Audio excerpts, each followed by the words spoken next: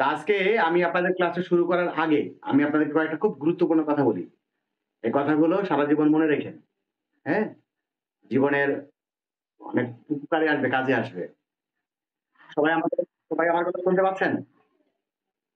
আপনারা বলতে পারবেন নৌকা ডোবে কখন? প্রশ্নটা হচ্ছে আপনি একটা জার্নি শুরু করলেন নৌকা দিয়ে। তো জার্নি থেকে শুরু করে এই জার্নিটা আপনার একটা গন্তব্য আছে, একটা ডেস্টিনেশন আছে। তো এই ডেস্টিনেশনে যাওয়ার মধ্যে জার্নি শুরু, জার্নি শেষ। এই সময়টুকের মধ্যে কোন সময়ে আপনার নৌকাটা ডুবার সম্ভাবনা সবচেয়ে বেশি? এইটার অ্যান্সার দেন। আপনার জার্নি শুরু, তারপরে জার্নি শেষ। আপনার জার্নি শুরু থেকে শুরু করে শেষ পর্যন্ত এই যে একটা মাঝখানের সময়, এই সময়ের মধ্যে কোন সময়ে আপনার নৌকা ডোবার সম্ভাবনা সবচেয়ে বেশি থাকবে? না। সঠিক অ্যান্সারটা বলি ভালো করে দেখেন। এটা হচ্ছে এই গন্তব্যের মানে তীরের কাছাকাছি। তীরের কাছাকাছি। দেখবেন বাংলাতে একটা প্রবাদ আছে। বাংলা প্রবাদটা হচ্ছে তীরে এসে তরি ডোবে। আপনার লাইফে এই কথাটা যদি স্মরণ রাখেন জীবনে ব্যর্থ হবেন কম। তীরে এসে তরি ডোবে এই একটা প্রবাদ আছে। সেটা হচ্ছে এই তীরে এসে তরি ডোবার পেছনে অনেক কারণ আছে। একটা নৌকা যখন যাত্রা শুরু করে তখন মাঝি ওই নৌকার যারা প্যাসেঞ্জার থাকে সবাই খুব সচেতন থাকে যে তারা গন্তব্যে যাইতে হবে, তাকে একটা খুব সচেতন থাকে। যেই তীরের কাছাকাছি হয় তখন এই সচেতনতাগুলো কমে যায়। তার যে ইয়ে ছিল, অ্যাটেনশন ছিল, তার যে বিচক্ষণতা ছিল সেইগুলো সে কমায় দেয়, পৌঁছাই তো গেছি আর তো একটু বাকি। যার কারণে ওই সময়টাই বিপদ বেশি হয়। দেখবেন দৌড় প্রতিযোগিতা, দৌড় প্রতিযোগিতায় অনেক ক্ষেত্রে ঘটে ও ফার্স্টে আছে, একদম প্রথম ইয়েতে আছে, কিন্তু ও যখন প্রায় পৌঁছানোর কাছাকাছি হয় তখন ও মনে থেকে চিন্তা করে আমি তো পুষাইয়ে গেছি। ঠিক আছে? এই তখন সে কি করে, সে তার দৌড়ানোর স্পিডটা বা মানসিকভাবে যে প্রথমে যেভাবে দৌড়টা শুরু করেছিল সেই টেন্ডেন্সিটাও থাকে না, সেই স্পিডটাও রাখে না। যার কারণে পেছন থেকে অনেকে ফুট করে, পেছনে যে থাকি সে তো ফার্স্ট হওয়ার জন্য আপ্রাণ চেষ্টা করে, পেছন থেকে ফুট করে বেরিয়ে সে ফার্স্ট হয়ে যায়। কথা কি বুঝছেন? আপনি আপনি যদি একটা ব্যবসা করেন তাহলে আপনি ব্যবসাটা যখন শুরু করেন তখন দেখবেন মানে একটু মানে ইয়ে করবেন, কল্পনা দিয়ে ভাববেন। আপনারা তো অনেকে ব্যবসা করেন না, বুঝতেও পারবেন না। কিন্তু একটু কল্পনা ধরেন আপনি একজন ব্যবসায়ী। আপনি যখন কোনো একটা ব্যবসা শুরু করবেন, এই ব্যবসার শুরুর সময়টা, ব্যবসার শুরুর সময়ে ও কাস্টমারদের সাথে খুব ভালো ব্যবহার করে, দোকানের মালামালগুলা খুব পরিপাটি করে রাখে, কাস্টমারদের সাথে যতটুকু পারে তার পণ্যের রিভিউ করে এবং সে চিন্তা করে বিভিন্ন মানুষকে বলে যে আমি একটা ব্যবসা দিয়েছি, আমার কাছ থেকে আপনারা পণ্য কিনবেন। বিভিন্নভাবে মার্কেটিং করে বিভিন্ন রকম তার ব্যবসাটাকে এস্টাবলিশ করার জন্য বিভিন্ন রকম প্রচেষ্টা চালায়। এই ব্যবসাটা যখন এস্টাবলিশ হচ্ছে অথবা হওয়ার মুখোমুখি, ও বুঝতে পারে যে আমি ব্যবসাটাই আমি মোটামুটি আমার ব্যবসাটা দাঁড়াইছে। এইটা যখন সে বুঝতে পারে তখন সে এইগুলা সব কমায় দেয়। তার কাস্টমারদের সাথে ভালো আচরণ বলেন, পণ্যের রিভিউ বলেন, মার্কেটিং বলেন, সবগুলো সে তখন কমায় দেয়। আর যখনই কমায় দেয় তখন ব্যবসাটা ট্যাপ করে আবার ড্রপ করে। বুঝছেন কিনা ব্যাপারটা? আচ্ছা, আরেকটা মজার ব্যাপার বলি। যখন কেউ হুন্ডা চালায়, হুন্ডা চালানো শেখে, কারা বেশি হুন্ডাতে অ্যাক্সিডেন্ট করে জানেন? মানে বেশি অ্যাক্সিডেন্ট করে যারা ভালো ড্রাইভার তারা বেশি অ্যাক্সিডেন্ট করে। আপনি খোঁজ নিয়ে দেখবেন যে অ্যাক্সিডেন্ট করে এর সবচেয়ে ভালো ড্রাইভার। ওই এলাকার মধ্যে ও মনে করেন যে ওই গাড়ির স্টিয়ারিং বা হ্যান্ডেল হাত না দিয়ে মানে ছাড়া হাতে আমরা যেটাকে বলি, ছাড়া হাতেই ও গাড়ি চালাতে পারে। গাড়ি নিয়ে বিভিন্ন স্ট্যান্ডও করতে পারে। ঠিক আছে? দেখবেন এই টাইপের মানুষগুলো, এই টাইপের মানে যারা চালক তারা বেশি অ্যাক্সিডেন্ট করে। কারণ ও এত পরিমাণ ওইটা পারে, ও ওইটা ওর কাছে একটা খেলনার মতো হয়ে যায়। যার কারণে ও ওই গাড়ি চালানোর প্রতি খুব একটা কনসাসনেস থাকে না। যার কারণে ওই সাবকনসিয়াসলি বা আনকনসিয়াসলি সে অ্যাক্সিডেন্টের মুখোমুখি হয়। বিষয়টা কি বুঝতে পারলেন? এইবার আমি যে কথাগুলা বললাম এটা আপনারা প্র্যাকটিক্যালি বিভিন্ন দিক থেকে চিন্তা করবেন। যে মানুষের ব্যর্থতা কখন আসে? একদম সফলতার কাছাকাছি গিয়ে ব্যর্থতা আসে। প্রথম দিকে কিন্তু ব্যর্থতা আসে না। একদম সফলতার কাছাকাছি গিয়ে ব্যর্থতাটা আসে। এতগুলো কথা বললাম, এই কথাগুলোর পিছনে একটা খুব জরুরি কারণ আছে। আপনাদের ক্লাইম্যাক্স হতে যাচ্ছে। মানে আপনাদের এই যে ২ বছর ধরে পড়াশোনা করছেন, একদম ক্লাস ৯ থেকে বলতে পারেন ক্লাস ৯ টা আমরা বলব না আপাতত। একদম ক্লাস ১ থেকে শুরু করে একমাত্র এই মানে এসএসসি টা, একমাত্র এসএসসি টাই হচ্ছে আপনাদের একটা সরকারি সার্টিফিকেট পাবেন। একটা বোর্ড কর্তৃক সার্টিফিকেট পাবেন। এর আগে আপনারা যারা জিএসসি, পিএসসি দিয়েছেন এই সার্টিফিকেটের কোনো আসলে দাম নাই। পিএসসি সার্টিফিকেট যারা পেয়েছিলেন জাস্ট ওইটা 6 এ ভর্তি হওয়ার জন্য একটা অথরিটি মাত্র। ওইটা দিয়ে কোনো কিছু হয় না। জিএসসি সার্টিফিকেটটাও স্রেফ একটা মানে মূল্যায়ন আরকি, আর কিছুই না। বাট এসএসসি সার্টিফিকেটটা হচ্ছে আপনার লাইফের একদম মানে উন্নতি যদি বলেন, আপনার শিক্ষা লাইফ যদি বলেন, তাহলে এসএসসিটা হচ্ছে আপনার জীবনের হচ্ছে ফার্স্ট স্টেজ।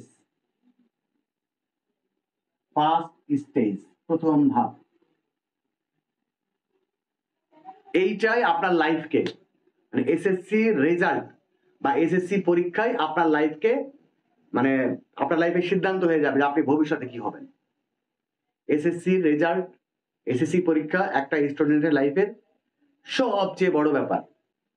তো এতগুলা কথা বলার পেছনে একটাই কারণ, একটাই উদ্দেশ্য, সেটা হচ্ছে আপনাদের কিন্তু এখন হচ্ছে একদম শেষ সময়, একদম গন্তব্যে পৌঁছানোর কাছাকাছি। এই সময়টাকে মানে ইয়ে করা যাবে না। এই ওই যে মানে হাল ছেড়ে দেওয়া যাবে না। মাঝি যেমন তীরে এসে হাল ছেড়ে দেয়, তারপরে একজন ব্যবসায়ী যেমন তার ব্যবসার সফলতার একদম চূড়ান্ত পর্যায়ে যখন পৌঁছাবে, সেই সময় সে যখন ব্যবসার তার অ্যাক্টিভিটিটা কমায় দেয়, এই কাজটা করা যাবে না। আমি আপনাদেরকে জাস্ট বলতে পারেন স্মরণ করে দিলাম। এই কাজটা করা যাবে না। ইতিপূর্বে আপনার এখন থেকে শুরু করে এর আগ পর্যন্ত আপনি পড়াশোনার ব্যাপারে যতটা সিনসিয়ার ছিলেন, যতটা আপনি কনসিয়াস ছিলেন, যতটা চেষ্টা করেছেন, এই এখন থেকে শুরু করে বাকি সময়টা আপনি এটা আরো কয়েক গুণ বাড়ায় দিবেন। এই সময়টা, এই সময়টা ভাববেন যে আপনি পড়াশোনাটা আবার নতুন করে আপনার শুরু করতে হবে। যে আপনার জীবনে কিছুই পড়া হয়নি। আপনার জীবনে কিচ্ছু পড়া হয়নি। এই সময় থেকে আপনার এই এসএসসি পরীক্ষা ধরেন আর এখন তো পরীক্ষা চলবে ১ মাস। ১ মাস তো আর পড়াশোনা হবে না, পরীক্ষাই দিবেন। আপনাকে ভাবতে হবে যে বাকি যে সামনে ৩ মাস পাবো, এই ৩ মাসে আমি আবার নতুন করে আমি শুরু করব। আমার টোটাল কোর্সটা এই ৩ মাসের মধ্যে আবারও একদম ভালোভাবে কমপ্লিট করব। আপনাকে মনে রাখতে হবে যে আপনার লাইফের কিন্তু সিদ্ধান্ত হয়ে যাবে আপনার পরীক্ষার রেজাল্টের পরে। কারণ আপনি এতদিন ভালো রেজাল্ট করেছেন। আপনার 9 এ ভালো রেজাল্ট, ক্লাস 10 এ যে কটা পরীক্ষা দিয়েছেন সব ভালো রেজাল্ট।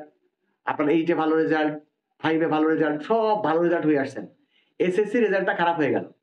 এখন বলেন তো আপনার এলাকার মানুষ এটাকে বিশ্বাস করাতে পারবেন যে দুর্ভাগ্যবশত রেজাল্ট খারাপ হয়েছে? এটাকে বিশ্বাস করাতে পারবেন? বা কয়েকজনকে বিশ্বাস করাবেন? আপনার ফ্যামিলিকে কি বিশ্বাস করাতে পারবেন? যে আমি দুর্ভাগ্যবশত আমার রেজাল্ট খারাপ হয়েছে? ফ্যামিলিকেও বিশ্বাস করাতে পারবেন না। বিশ্বাস করাতে পারেন অথবা না পারেন সেটাও বড় ব্যাপার না। আপনি কি ভালো কোনো কলেজে চান্স পাবেন আর? মেধা থাকলেই হবে না। মেধা থাকলে সেই মেধাকে ভালো জায়গা থেকে নার্সারি করতে হবে। আপনার খুব ভালো মেধা আছে। আপনি একটা আপনি যাদের কাছে পড়াশোনা করছেন, যে কলেজে ভর্তি হয়েছেন, সেই কলেজের টিচাররা অত দক্ষ না। তাহলে আপনার ভালো রেজাল্টে কিন্তু বিকাশ ঘটলো না। তাহলে আপনার ভালো রেজাল্ট, আপনার মেধা যদি ভালো হয়, তাহলে সেই ভালো মেধাকে বিকশিত করার জন্য ভালো মানের টিচার লাগবে, ভালো মানের প্রতিষ্ঠান লাগবে। তো আপনি যদি রেজাল্টই আপনার ভালো না হয়, তাহলে সেই ভালো মানের প্রতিষ্ঠানে কিন্তু আপনি চান্স পাবেন না। তো আমি সহজ কথা বলি, সরকারি কলেজে যে টিচাররা থাকে তারা সবাই বিসিএস ক্যাডার। মানে বিসিএস পাশ করে সরকারি কলেজের টিচার হয়। আর আপনি নরমালি আপনার এলাকাতে বিভিন্ন রকম দেখবেন প্রাইভেট অনেক কলেজ আছে অথবা ছোটখাটো অনেক কলেজ আছে। যে কলেজের টিচার গুলো ওইরকম বিসিএস প্রাপ্ত না। যাই হোক, তাইলে আপনাকে আপনার মেধা ভালো আছে।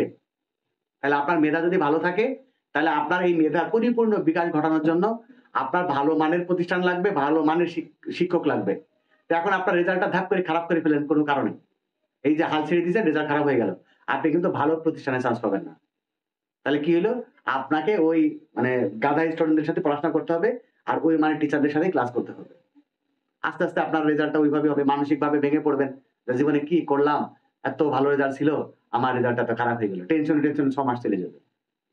বিষয়টা কি বোঝাতে পারলাম? মূল ব্যাপারটা একটাই, এখন থেকে শুরু করে জীবনটাকে নতুন ভাবে দেখবেন। নতুনভাবে নিজেকে আবিষ্কার করবেন এবং নতুন উদ্যমে, নতুনভাবে, নতুন ইন্সপায়ারেশন নিয়ে আপনারা এই 3 মাসটা কাজে লাগাবেন। এই 3 মাসের মধ্যে, এই 3 মাস যদি পরিশ্রম করেন, সারা জীবন এর ফল ভোগ করতে পারবেন, সারা জীবন। আর এই 3 মাস যদি আপনি আলসেমি করেন, তাহলে সারা জীবন এর দুঃখ পোহাইতে হবে। এখন আপনারা সিদ্ধান্ত নেন যে আপনারা সারা জীবন ভালো থাকবেন না সারা জীবন দুঃখ পোহাবেন। সারা জীবন যদি ভালো থাকতে চান, তাহলে এই 3 মাস খাওয়া দাওয়া ঘুম একদম বিশৃঙ্খলা করে ফেলবেন। মানে এর কোনো নিয়ম মানা দরকার নেই। এই 3 মাস কোনো নিয়ম মানবেন না। যেমন ধরেন আপনাকে 6 ঘন্টা ঘুমাইতে হবে, এটা নিয়ম, এই নিয়ম বাদ। আপনাকে 3 বেলা খাইতে হবে ঠিকঠাক মতন, এই নিয়ম বাদ।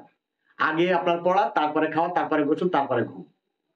মানে আপনি নিজেকে কি বলে এটারে, আমাদের একটা গ্রামের ভাষায় একটা কথা আছে, কথাটা হচ্ছে এরকম, মানে কি বলে জানি, যে সকল মানুষ কোনো নিয়ম মানে না তাদেরকে কি বলে, বেপরোয়া। বেপরোয়া। এই 3 মাস মানে এখন থেকে শুরু করে আপনার এসএসসি পরীক্ষা পর্যন্ত বেপরোয়া হয়ে যাবেন। এই বেপরোয়াটা কেন হবেন? শুধু পড়াশোনার জন্য। যদি আপনি এই কয়েক মাস বেপরোয়া হইতে পারেন, তাহলে আমি আপনাকে শুধু একটা কথা বলি, আমাকে আমাকে আমার নাম আপনার সারা জীবন মনে থাকবে, যদি বেপরোয়া হইতে পারেন। বুঝছেন? এই 3 মাস, এই 3 মাসটা আপনার লাইফের সবচেয়ে গুরুত্বপূর্ণ সময়, এই 3 মাস। লাস্ট, ওই যে আগে এতক্ষণ ধরে অনেক কথা বলছি, শুধু একটা কথা বোঝানোর জন্য। মানুষের ব্যর্থতা আসে হচ্ছে শেষ সময়ে। প্রথম থেকে সে কাজের প্রতি খুব সচেতন থাকে, শেষ সময়ে গিয়ে তার সব কিছু কমে যায়। সে ভাবে যে আমি পুষায় গেছি। আপনি পৃথিবীর ইতিহাসগুলো দেখেন, যে সব শেষে গিয়ে আপনার ইয়েটা হয়, মানে আপনার সফলতাও শেষে হয়, আবার হচ্ছে ইয়েটা আপনার ব্যর্থতাটাও শেষে হবে। দেখবেন সারা জীবন ব্যর্থ ব্যর্থ ব্যর্থ ব্যর্থ ব্যর্থ, শেষ বেলায় এমন কিছু কারিশমা দেখাইছে, ওর সফলতার সামনে চলে এসছে।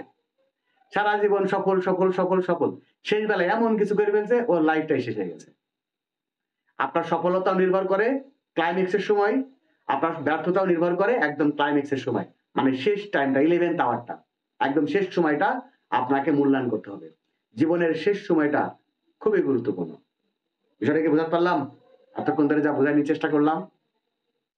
শোনেন, সাথে সাথে আপনাদেরকে আরেকটা কথা বলি, যদিও ভবিষ্যতে আপনাদের সাথে অনেক কথা হবে, কিন্তু সামনে আপনাদের একটা পরীক্ষা, তো যার কারণে এই কথাগুলো বলা দরকার। আজকে আপনারা যেখানে দেখতেন, যারা এসপি বলেন, ডিসি বলেন, ইওনো, ম্যাজিস্ট্রেট, এসিল্যান্ড, সরকারি অনেক কর্মকর্তা, এরা আপনাদের মতো 9-10 পড়ছে না, পড়েনি? বলেন, আমার কথা উত্তর দেন। তারা কি 9-10 না? তারাও আপনাদের মতো 9-10 পড়ছে, প্রাইমারি স্কুলে পড়ছে, হাই স্কুলে পড়ছে, কলেজে পড়ছে, আপনাদের মতোই ছোট ছিল।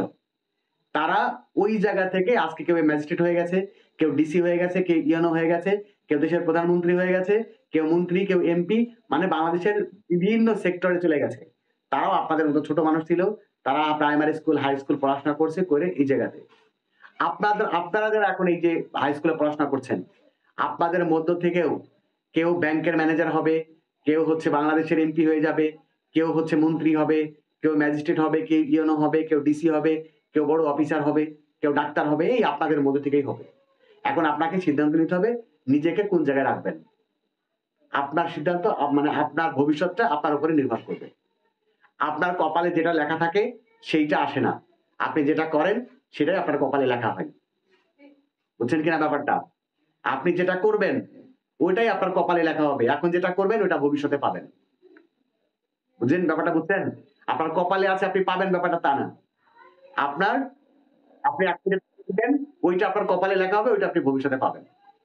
চলার পথে, আপনার শিক্ষা জীবনে, আপনার ব্যক্তিগত জীবনে আপনার এই কথাগুলো অনেক কাজে আসবে, আমার বিশ্বাস। যদি ফলো না করেন তাও আপনার কথাগুলো মনে হবে, কিন্তু খুব দুঃখের সাথে মনে হবে যে স্যার কথাগুলো বলছিল, কথাগুলো মানাই ভালো ছিল। ঠিক আছে? English Learning Point BD, your private tutor.